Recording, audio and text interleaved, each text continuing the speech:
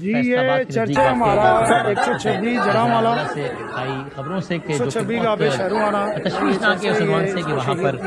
4 مذہبی عبادت گاہوں کو 4 گرجا گھروں کو آگ لگا دی گئی، تقریباً 40 مکانات کو آگ لگا دی گئی جو ان کو کنٹرول نہیں کرتا، معاملہ بظاہر اور یہ باہر دیکھیں اوپر سے کراس جو ہے وہ بھی شہید کیا ہے، یعنی کہ لوگ اوپر چھت تک پہنچ گئے، یہ سارے کا سارا یہ کوئی چیز بھی محفوظ نہیں، آپ دیکھ سکتے ہیں یہاں تک کہ چرچ کا جو میٹر ہے جلا دیے گئے، وہ بھی انہوں نے کیا معاملہ اس کی جگہ سے اکھاڑ کے ضائع کر دیا کہ یہ اس کا میٹر بھی قائم نہ صاحب کا میں بہت شکر گزار ہوں کہ ہمارے ساتھ موجود ہیں۔ طاہر صاحب السلام علیکم، میں آپ کو اندر لے کے جاتا ہوں، اندر کوئی چیز بھی محفوظ سر بہت شکریہ وقت دینے کا، یہاں تک کہ چھت کے یہ آپ کی معلومات کے مطابق ظاہر آپ بڑا کردار ادا کرتے ہیں، کراس تھا ہمارا جو سلیب کا نشان تھا وہ بھی جلا دیا، حالانکہ بہت ساری ہماری بائبل مقدس، یہ دیکھیں یہ بائبل مقدس ہے اور اس کو شہید کیا گیا، بہت ہی افسوسناک ہے اور بہت یہ دیکھیں کتنی بائبل مقدس انہوں نے شہید کی ہے اور کوئی چیز بھی نہیں چھوڑی، یعنی کہ صرف دیواریں رہ گئی ہیں۔ تو آپ یہ دیکھیں یہ بائبل مقدس ہے، اس کے پیج آپ غور سے دیکھ سکتے ہیں کہ اس کو شہید کیا گیا اور بہت زیادہ تعداد میں جتنی بھی تھی، یہ ہمارے اقلیتوں کا یہ حال ہے، حالانکہ یہ کہتے ہیں کہ ہم پاکستان میں اقلیتوں کو بہت تحفظ دیتے ہیں، ایسا تحفظ ہے کہ نہ تو ہماری باتیں محفوظ ہے نہ ہماری عزتیں محفوظ ہے۔ تو پاکستان اگر بنا تھا تو ہمارے ووٹ کی وجہ سے بنا تھا، ایس پی سنگھ نے ووٹ دیا تو یہ پاکستان وجود میں آیا،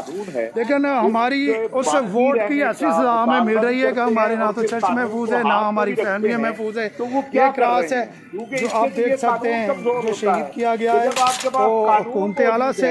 ہماری اپیل ہے کہ اس کا ضرور نوٹس لے اور یہ جو شر پسند لوگ ہیں ان کی درستگی کریں، تاکہ یہ اگر آپ حکومت اس کا نوٹس نہ لیں گے تو ایسے مسئلے روز آتے رہیں گے اور ایسے اقلیت کے ساتھ ہوتا رہے گا۔ یہ آپ دیکھ سکتے ہیں ہمارے بھائی صاحب نے بائبل مقدس پکڑی ہے، آپ غور سے میں انہیں زوم کر رہا ہوں، یہ دیکھ سکتے ہیں آپ، ہمارے چوتھے چرچ کی طرف وہ گئے ہیں اسے جو ہے شہید کرنے کے لیے، اور اس کا نیوز والوں کا میں شکر گزار ہوں جو اس رپورٹنگ کو کریں گے، تو گاڈ بلیس یو۔ میں ہمیشہ کہا کرتا ہوں کہ یہ دہشت و وحشت کے نمائندے تو ہو سکتے ہیں، ان کا دین اسلام سے یا ان کا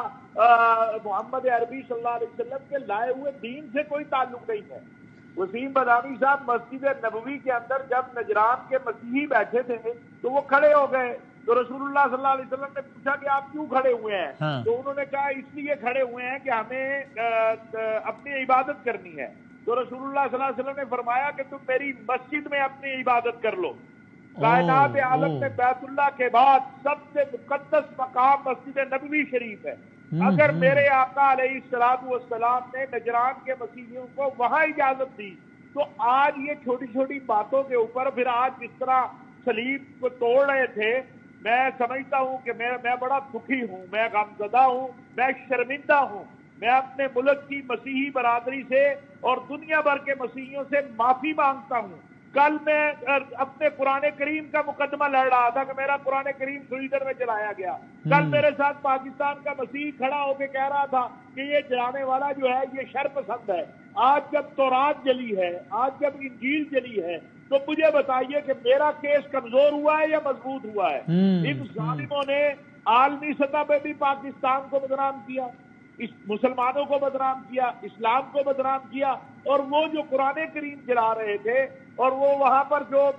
سویڈن میں یا ڈنمارک میں جہاں انہوں نے چرچ پہ حملہ کر کے چرچ میں موجود تورات کو جلا کے انجیل کو جلا کے ان کی انہوں نے نمائندگی کی ہے۔ یہ ہمارے نمائندے نہیں ہیں، انہوں نے پاکستان کے ساتھ ظلم کیا ہے، انہوں نے پاکستان کے مسلمانوں کے ساتھ ظلم کیا ہے۔ ہم شرمندہ ہیں اپنے ملک کی مسیحی برادری سے۔ میں ان تمام بشپ صاحبان سے، پادری صاحبان سے، پاکستان کے مسیحی عوام سے جو میرے ساتھ قرآن کریم کے جلائے جانے پر کھڑے ہو کے کہہ رہے تھے کہ یہ اللہ کی کتاب ہے اور ہم اس کے جلانے کی مذمت کرتے ہیں، میں ان سب سے شرمندہ ہوں۔ آج جب تورات جلی ہے اور پھر تورات، انجیل، زبور جو ہے، غلامی صاحب ان پہ ہمارا ایمان ہے، اگر ہم ان پہ ایمان نہ لائیں تو ہم مسلمان نہیں ہیں۔ اگر ہم حضرت عیسیٰ علیہ السلام کو نبی نہ مانیں ہم مسلمان نہیں ہو سکتے۔ یہ وحشت و دہشت کے نمائندہ لوگ ہیں، اور ایک پلاننگ لگتی ہے مجھے، کیونکہ اس طرح کا ایک واقعہ سرگودا میں بھی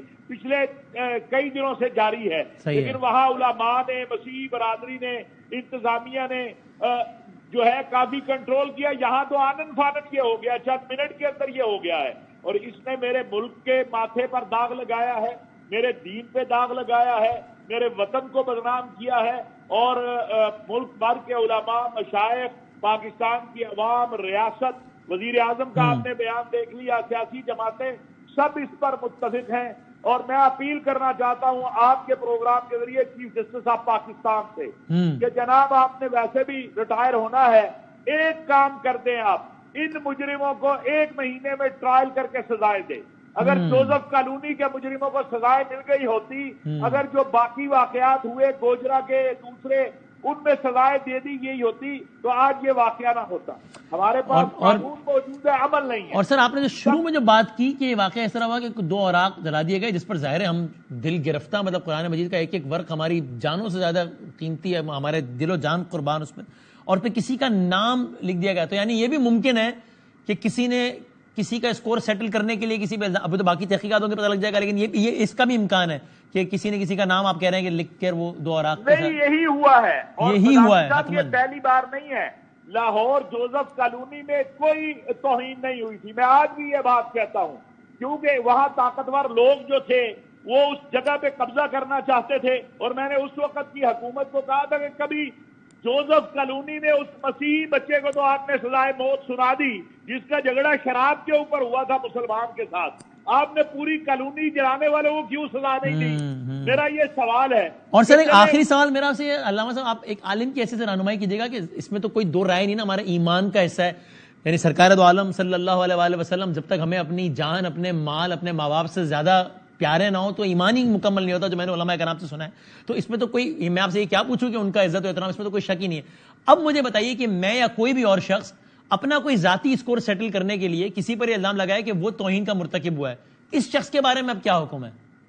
اگر کوئی شخص، مثلا یہ میں نے نظریاتی کونسل میں یہ پیش کیا تھا اور وہ متفقہ پاس ہوا، لیکن پھر ایک دم اس کو بلڈوز کیا گیا. وسیم بادامی صاحب، میں آپ کے نام سے کوئی چیز لکھتا ہوں جس میں توہین ہے اور آپ کو پتہ ہی نہیں ہے، تو توہین کا مرتکب کون ہوا؟ توہین کا مرتکب تو وہ ہوا جس نے وہ لکھا ہے. ہمارے یہاں قانون کے اندر آپ کے نام پر ہے، آپ یوم صفائی مناتے رہیں گے، جس نے آپ کے نام سے لکھا اس کو کوئی نہیں پکڑتا. ہم کہتے ہیں جس نے یہ حرکت کی، جھوٹا الزام لگایا، توہین کا جو ہے ارتکاب تو اس نے کیا ہے. کوئی کسی کے اوپر یہ الزام لگاتا ہے کہ اس نے معاذ اللہ رسول اللہ صلی اللہ علیہ وسلم یا صحابہ اکرام یا اہل بیت کے حوالے سے یہ غلط بات کی ہے، اور اس نے نہیں کی ہوتی تو مجرم تو یہ ہے یہ جو کہہ رہا ہے کہ اس نے غلط بات کی ہے، اور اس کے اوپر کوئی گرفت نہیں ہوتی ہے.